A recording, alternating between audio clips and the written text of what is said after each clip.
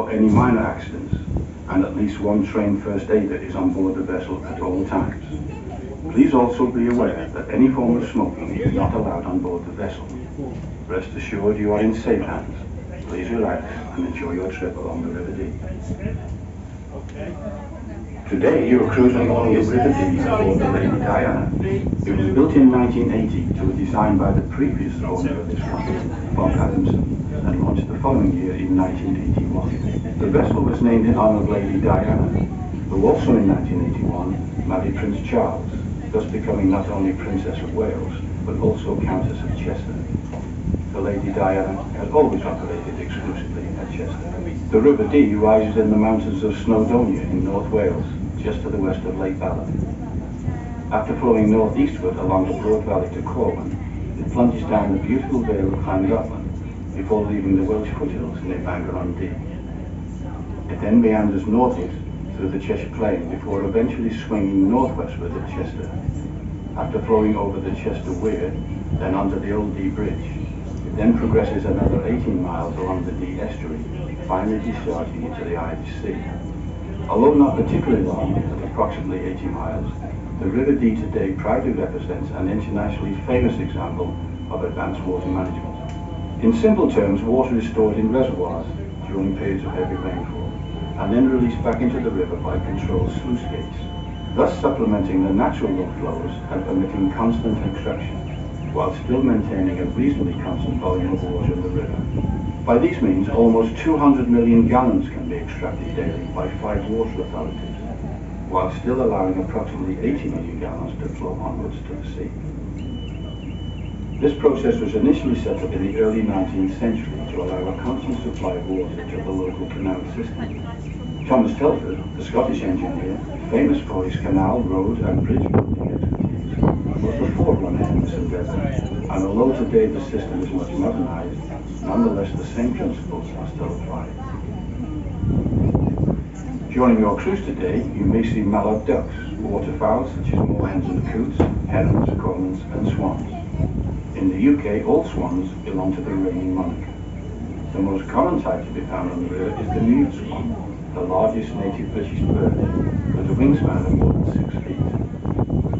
In 1974, there were approximately 100 swans at Chester, but during the 1980s, their numbers almost vanished due to lead poisoning, nest vandalism, and injuries sustained from human litter. By the late 1990s, 20 to 30 breeding pairs had returned to the river, but today, sadly, the numbers have once again diminished.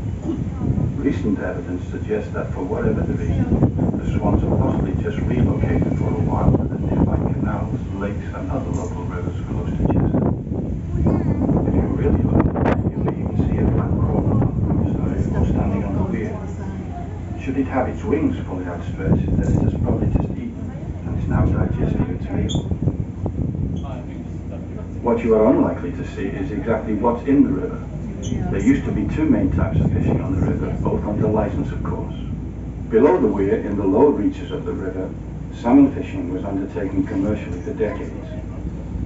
In common with most rivers on the western coast of the British Isles, the River Dee at one time saw huge numbers of salmon returning regularly to spawn upstream.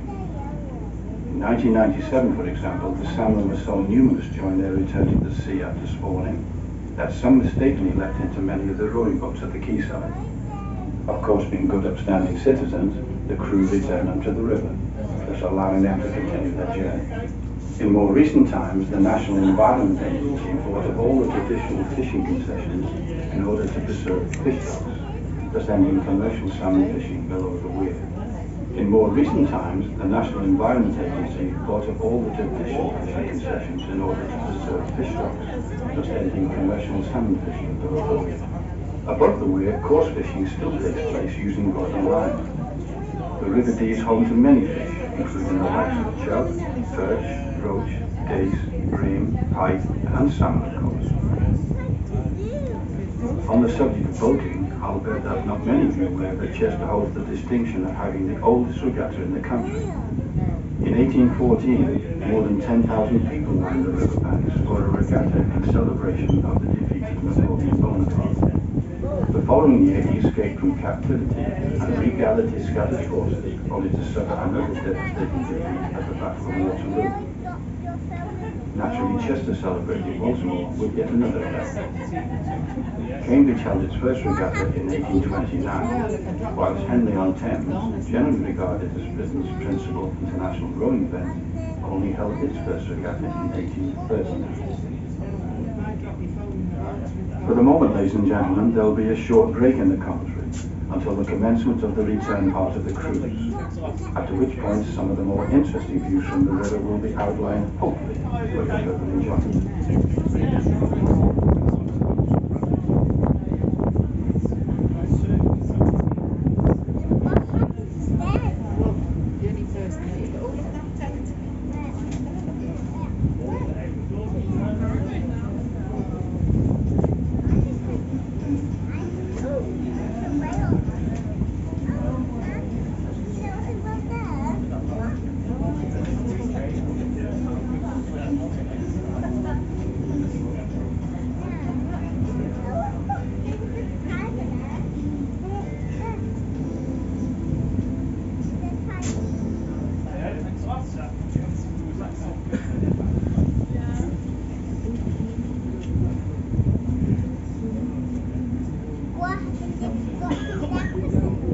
Well, it's gone.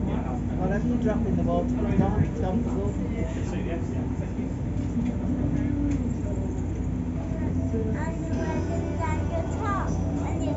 Yeah, it's all gone. It's gone for good.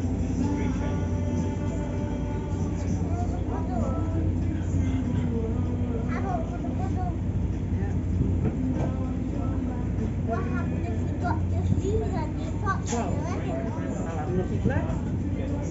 Thank you very much. Good. Hello, you okay? Yeah, I'm sorry, I spilled some birdseed. You're alright. Birdseed. Yeah, we've been feeding the That's a birds. terrible diet, that. I wouldn't recommend it. We'll be hoovering up later, it's fine. How many people? One seed. One seed. It's only 3. That's okay.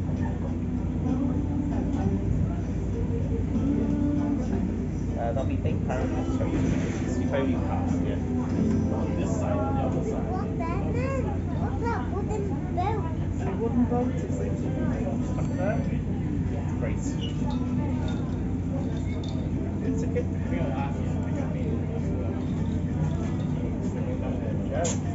you very much. Cheers.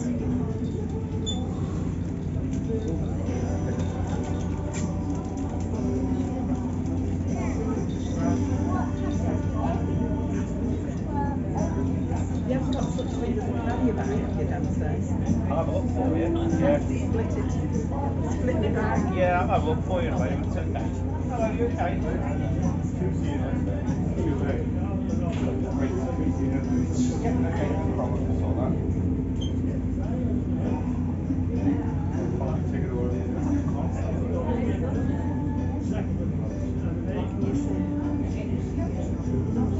When we're gonna go off? We're going to just go on. When we're gonna go off? You won't find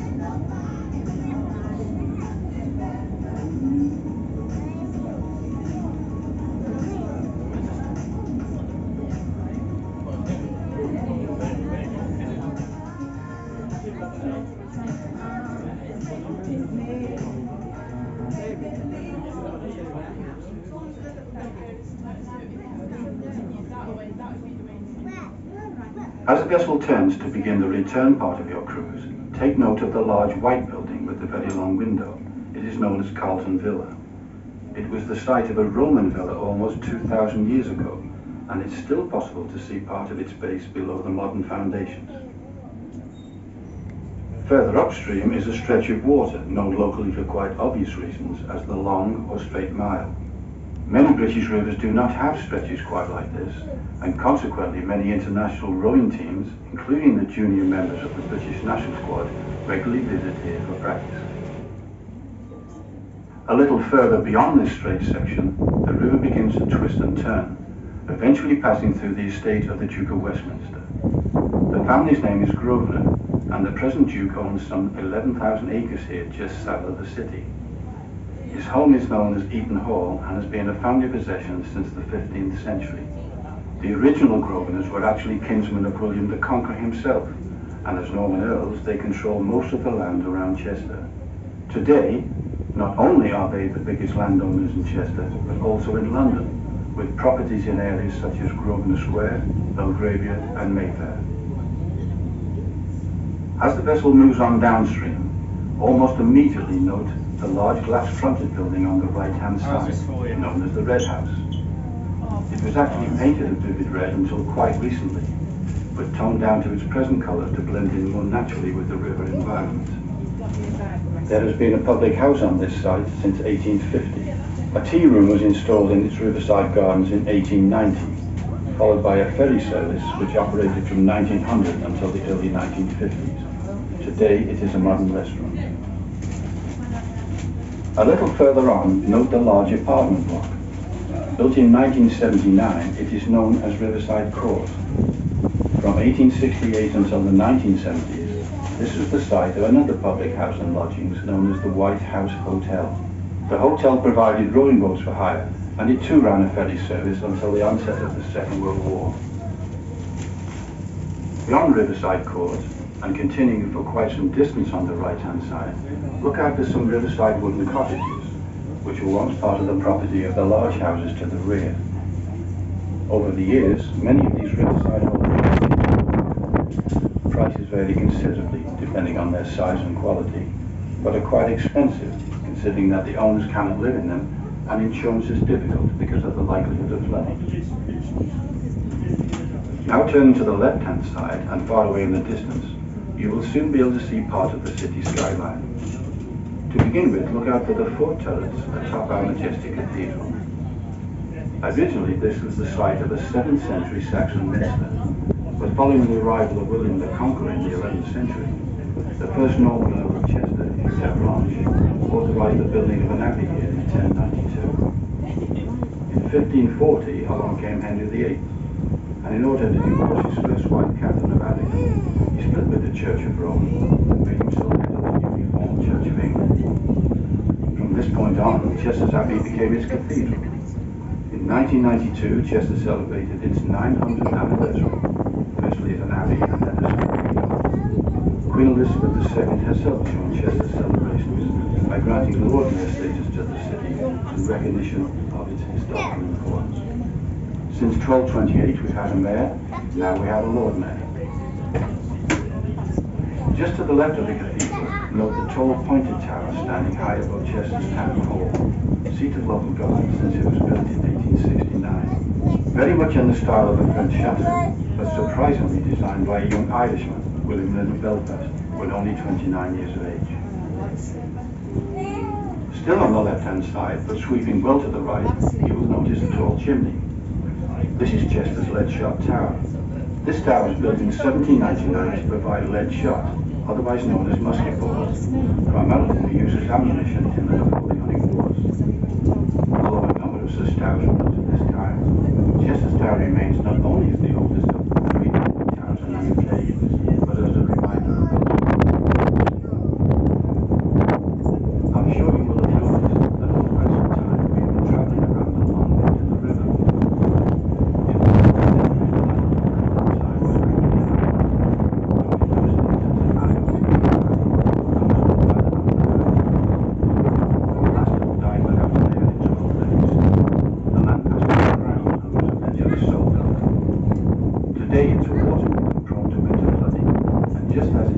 Times is still referred to as the Earl's Eye. Returning once more to the right-hand side, one can't help but notice the large castle-type building set back in the trees. It is known as Walmore Hill and was originally built as the retirement home of a very famous Chester Victorian architect by the name of John Douglas. He was responsible for more than 400 buildings in and around the city, and was particularly noted for his splendid chimneys, some resembling sticks of barley sugar. By far his most famous piece of work is the marvellous wrought iron framework supporting Chester's beautiful clock astride the East Gate, the symbol of Chester throughout the world. Building work started on Walmore Hill in 1898, but unfortunately was still not quite finished by the time of John Douglas' death in 1911. This particular stretch of the river is known as Dee Ford, and was the site of a Roman ford way back in the 1st century AD.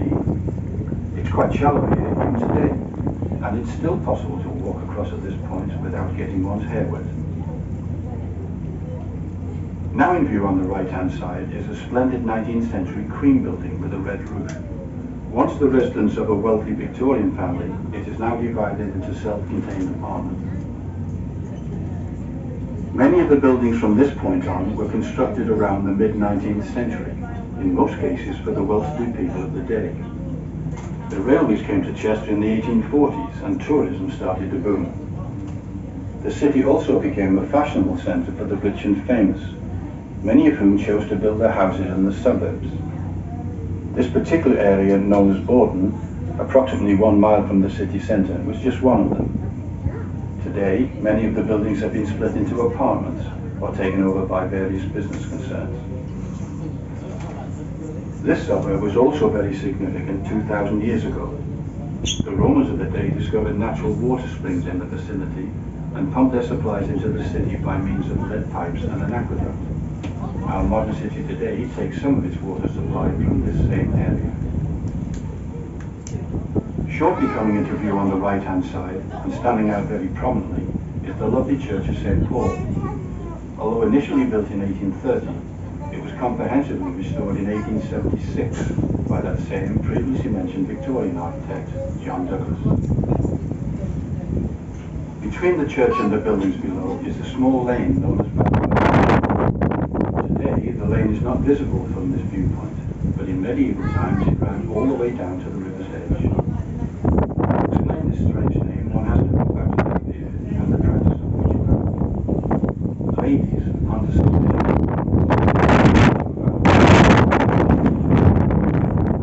should the lady subsequently drown, then she would be deemed innocent and already on her way to heaven. However, should she survive this ordeal, then she would be declared guilty, taken from the barrel and transferred to a place of execution, where she would then be hanged. Clearly a classic no-win situation. Just a little distance beyond the church, look out for an overgrown, uncultivated area known as Hagman's Hill. This was the place where such executions were carried out. A little known fact is that 15% of those executed were actually men. It is still consecrated land and is unlikely to be built upon in the foreseeable future. From the 13th to the 17th century, some 300,000 unfortunates suffered similar deaths throughout Europe. The last such trials in England were in 1712. For many years, this was also the site of being in 1801, when John Clare, a young man in his 20s, was convicted of stealing and brought in chains to await hanging.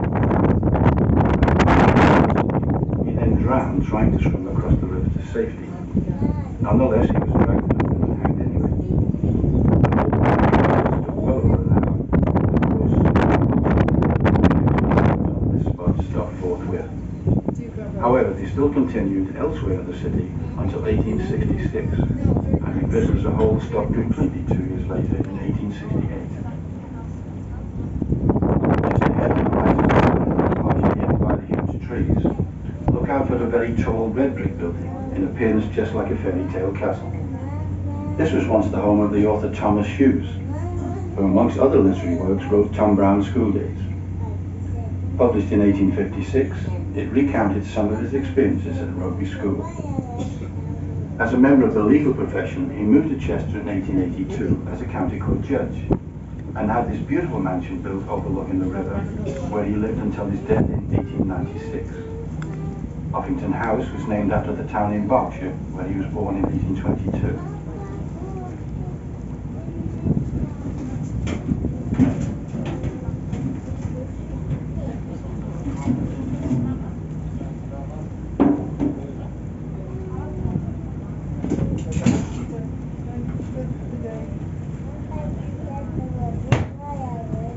Now look out for what appear to be some lovely Georgian buildings on the right-hand side.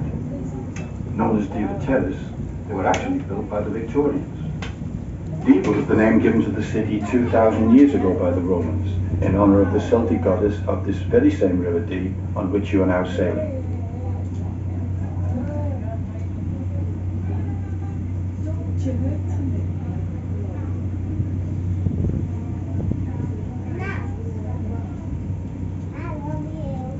We now come to Grosvenor Park on the right-hand side. This 20-acre plot of land was given to the people of Chester in the 1860s by Richard Grosvenor, the second Marquess of Westminster. I'm sure that many of you will be surprised to know that the very first public park in the world was laid out in Birkenhead, a town north of here just across the River Mersey from Liverpool. It was landscaped in 1847 by Joseph Paxton, that very same architect responsible for London's Crystal Palace Gardens, laid out for the Great Exhibition of 1851. His pupil Edward Kemp designed Chester's Park in 1867. Very shortly, on the right-hand side, you will see some of Chester's premier rowing clubs on view. The Royal Chester, formed in 1838, is one of the oldest in the UK. The King's School, formed in 1887, is also the oldest school in Chester. The king in question was Henry VIII, and following the dissolution of the abbey, the school was founded in 1541 in the newly formed cathedral, initially for the education of 24 poor and friendless boys.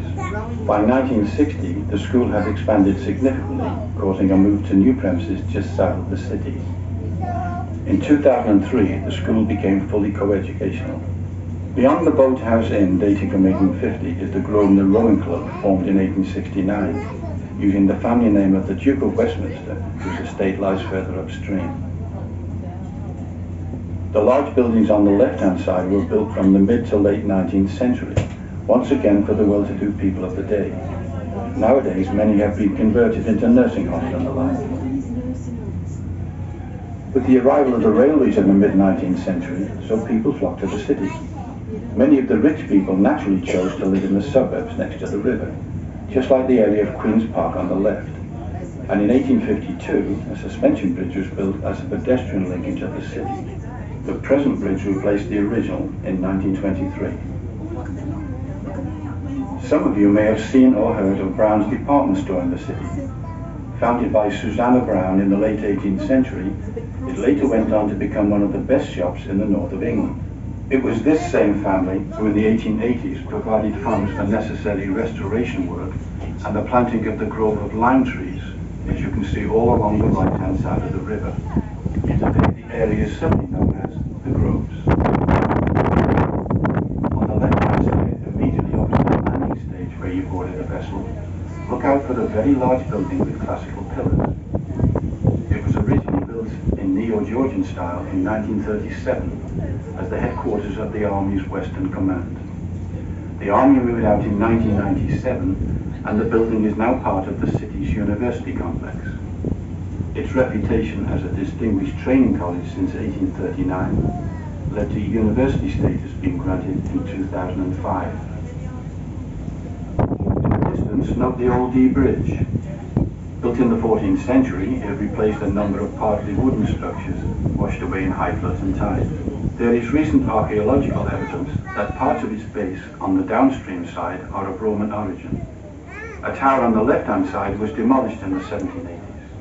In 1826, the structure was widened for pedestrian traffic, and in 1886, tolls were finally abolished. Just before the bridge is the weir. Chester in the 11th century, it served two main purposes. Firstly, to keep a constant depth of water from the weir. Secondly, to provide water power for their cornfields situated along the right-hand side of the river, just beyond the bridge. Well, ladies and gentlemen, that's all we have time for. On behalf of Chester Boat, I would like to thank you for listening. If you have enjoyed the cruise, then why not tell your friends? And if possible, I also hope that you continue to enjoy the rest of your stay in Chester. On the final note, I would ask you to away and safely tied up on the landing stage.